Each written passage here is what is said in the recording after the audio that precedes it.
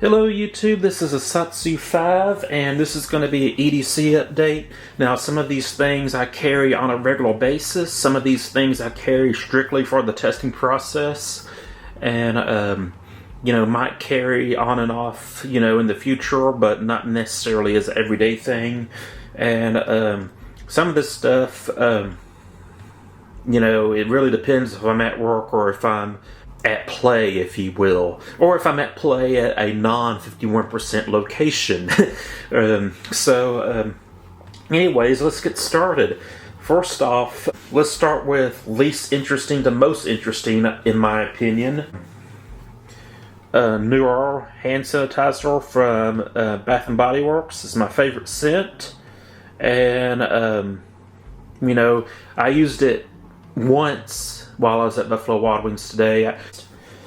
I have this iWalk MagSafe battery charger for my phone because, first off, when there was nothing interesting, like when I first show up at the fights, usually the audio for UFC isn't on, if it's the prelims and stuff. And also, if I'm just not that interested in the fighters, or if it's not the main event, a lot of times I spend a lot of time on my phone, and I ended up talking to some of my YouTube people. And I use a lot of battery. Let's see, this was at 100%, but it's at 59 now. So I usually carry a MagSafe battery charger for my phone. Let's see, iPhone is pretty standard, nothing fun about that. Well, it's fun to me, but probably not to you. And a pepper spray. I'm usually armed, but I like to have a non-lethal option, and anything to prevent being charged with murder. I carry palm pepper spray. And interestingly enough, while I was at Buffalo Wild Wings, I had a guy on YouTube thank me for testing this product out and saying that he's going to recommend it to his wife and daughter, get them to carry it.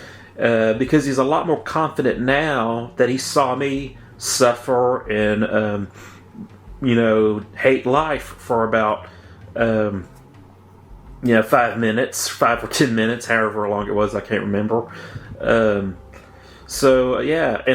I was flushing out with water and Tireless shampoo and stuff, and it sucked. So that makes pepper spray videos really worth it to me. When people say, "Hey, I trust this item, I want my family to carry it."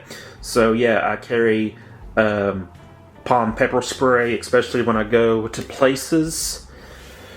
And this is going to be more of the interesting stuff. I'll try to go from least interesting to most interesting. This is my keys, and you might think, oh wow, how's that interesting? I got this fancy carabiner from Alpaca, and this is the hub system. It's a magnet system. You can pull on the keychain and it won't separate, but when you pull on this tab, it does separate, and you can use your keys. And I have a magnet burr near my my door, and I'll take a picture of that and beam it to this video. But so I had a problem with keeping up with my keys, putting them on the burr and then putting mail and other stuff on top of it.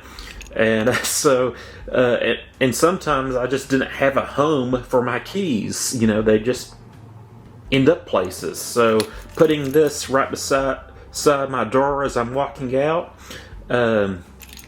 it helps me keep up with my keys. And I think that's interesting, especially since you have this magnet system. And they have different accessories you can use and stuff like that. I now got a Lockbee wallet. I'm a big fan of Lockbee, and this is their, I want to say, Sidekick. I got their pocket journal, which I don't use anymore, my field journal, which I occasionally use, and then I got the pocket field journal or whatever. And so anyways, what makes this wallet special is, one, it can hold A7 journals or notepads, but also, make sure this is covered up, it holds your pen, and I got some business cards in there.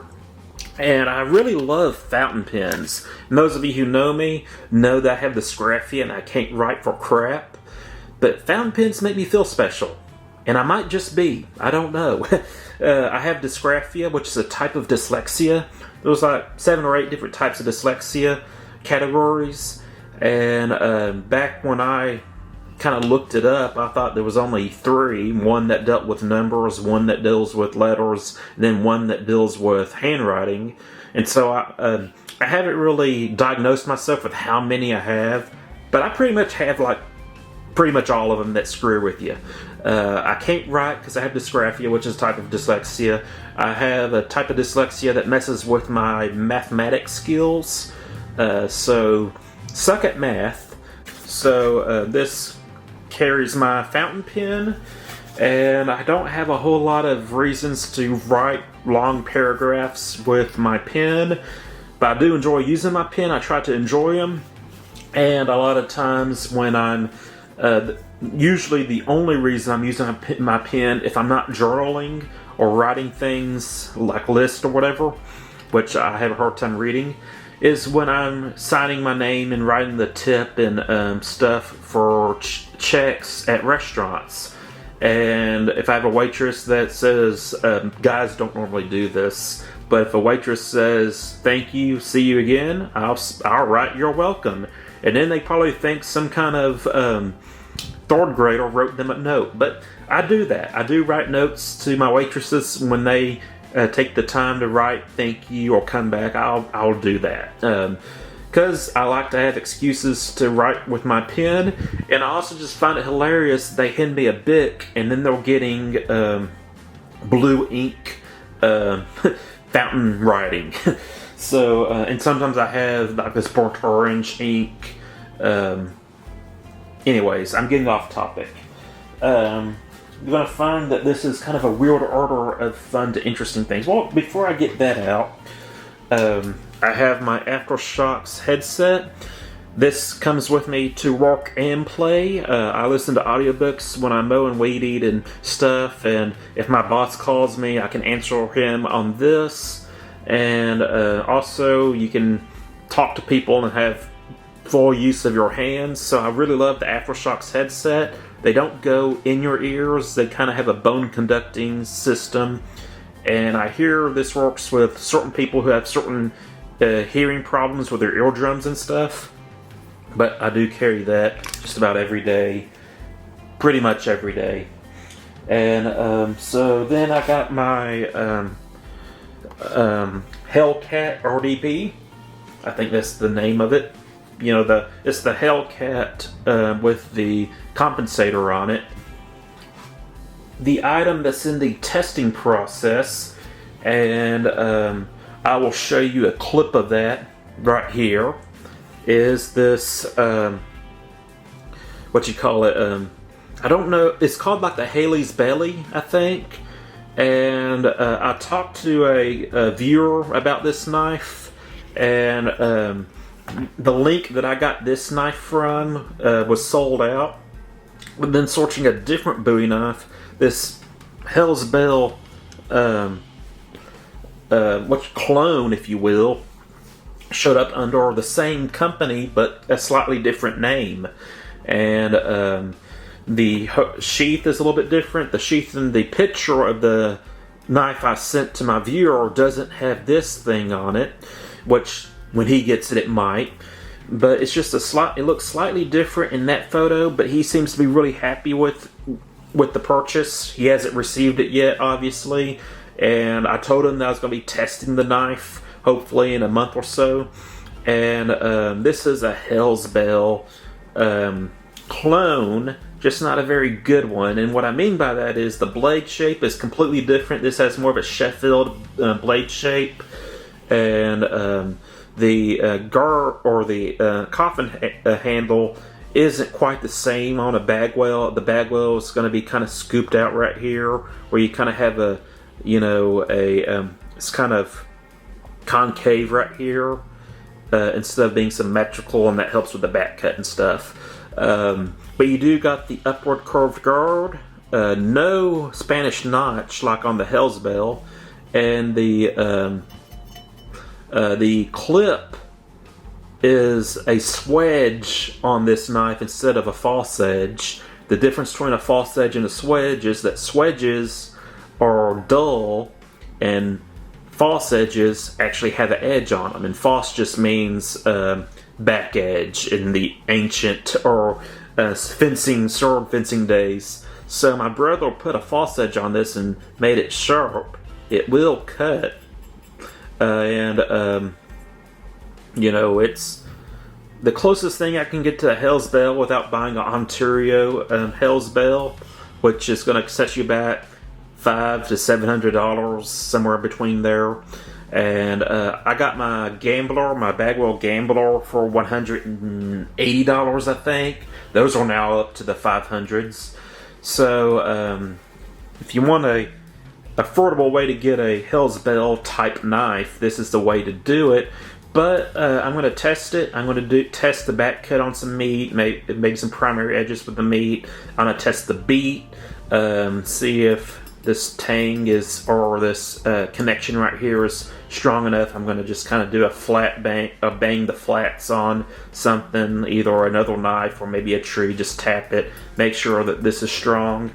And yeah, if this tests well in my test video, I can recommend this as an alternative to the Hell's Bell. And I did carry that with me. I carried all of this with me to Buffalo Wild Wings. No one looked at me weird. This concealed with a short sleeve button down shirt, or button up shirt, I don't know what you'll call it. I always button my shirt from the top to the bottom. Some people, so I call them button down shirts instead of button up shirts. And this is my carry for today. This is something that I carry when I'm not at work. I carry the wallet at work. I carry the charger at work. Pretty much all of this I carry, excluding this. My boss is kind of vague if I can carry this at work.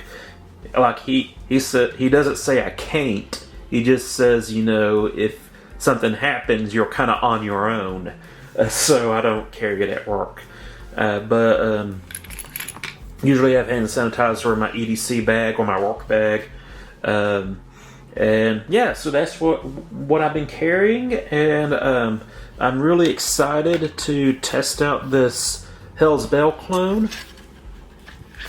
And I have the A7 notebook that's going to come in the mail that I'm going to put in here. Again, I'm not like a really big writer, but maybe I have an occasion to make lists and stuff, and just writing things down helps you remember things, even if you can't read it that well. But yeah, so there's only two things about this I don't really care for. That's the fact that it's not RFDI blocking. And it's a little bit tall in my opinion. I don't like my wallets, necessarily sticking out of my pocket, but I can live with it. So that's it. I'm a Satsu 5, and I'm out.